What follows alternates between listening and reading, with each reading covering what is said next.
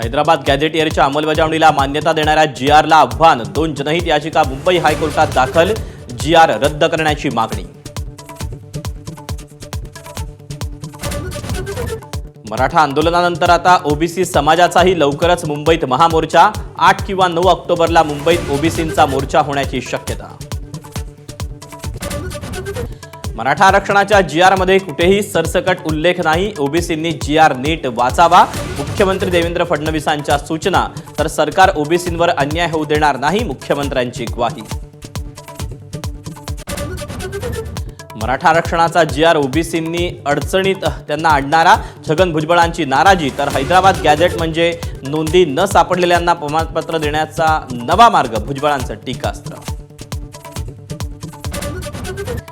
मराठ्यांना कुणबी ठरवण्यापेक्षा ईडब्ल्यूएस मधून आरक्षण दिलं पाहिजे, संभाजी ब्रिगेडच्या प्रवीण गायकवाडांची सूचना.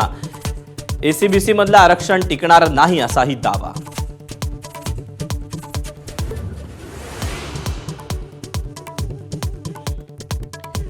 युतीकरता सकारात्मक, उद्धव ठाकरे कोणताही निर्णय घेऊ शकतात, बाळा नांदगावकरांचं वक्तव्य.